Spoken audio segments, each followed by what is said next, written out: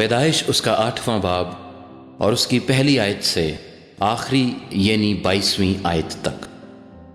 پھر خدا نے نوح کو اور کل جانداروں اور کل چوپایوں کو جو اس کے ساتھ کشتی میں تھے یاد کیا، اور خدا نے زمین پر ایک ہوا چلائی اور پانی رک گیا، اور سمندر کے سوتے اور آسمان کے دریچے بند کیے گئے، اور آسمان سے جو بارش ہو رہی تھی تھم گئی، اور پانی زمین پر سے گھٹتے گھٹتے 150 دن کے بعد کم ہوا۔ اور 7ویں مہینے کی 17ویں تاریخ کو کشتی ارارات کے پہاڑوں پر ٹک گئی، اور پانی 10ویں مہینے تک برابر گھٹتا رہا، اور 10ویں مہینے کی پہلی تاریخ کو پہاڑوں کی چوٹیاں نظر آئیں۔ اور 40 دن کے بعد یوں ہوا کہ نوح نے کشتی کی کھڑکی جو اس نے بنائی تھی کھولی، اور اس نے ایک کوے کو اڑا دیا، سو وہ نکلا، اور جب تک کہ زمین پر سے پانی سوکھ نہ گیا ادھر ادھر پھرتا رہا۔ پھر اس نے ایک کبوتری اپنے پاس سے اڑا دی تاکہ دیکھے کہ زمین پر پانی گھٹا یا نہیں، پر کبوتری نے پنجہ ٹیکنے کی جگہ نہ پائی اور اس کے پاس کشتی کو لوٹ آئی، کیونکہ تمام روئے زمین پر پانی تھا۔ تب اس نے ہاتھ بڑھا کر اسے لے لیا اور اپنے پاس کشتی میں رکھا،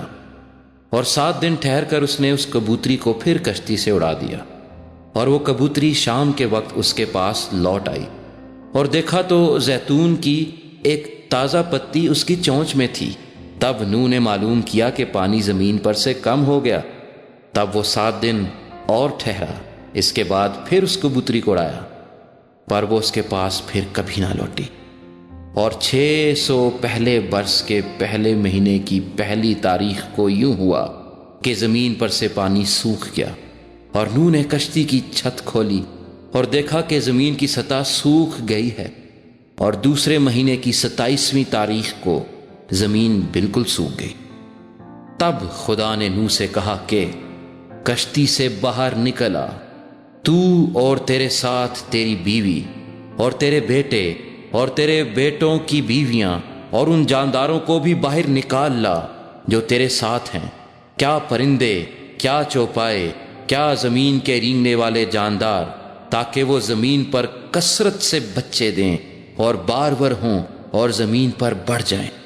تب نوح اپنی بیوی اور اپنے بیٹوں اور اپنے بیٹوں کی بیویوں کے ساتھ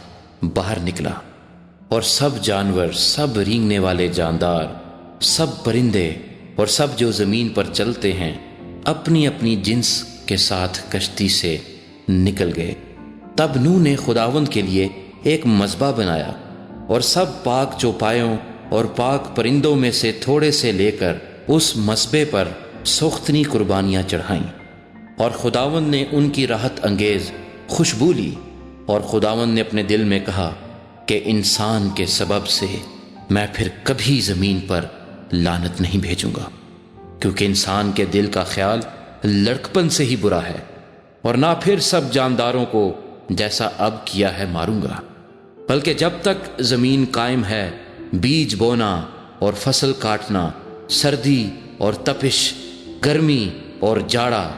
دن اور رات موقوف نہ ہوں گے۔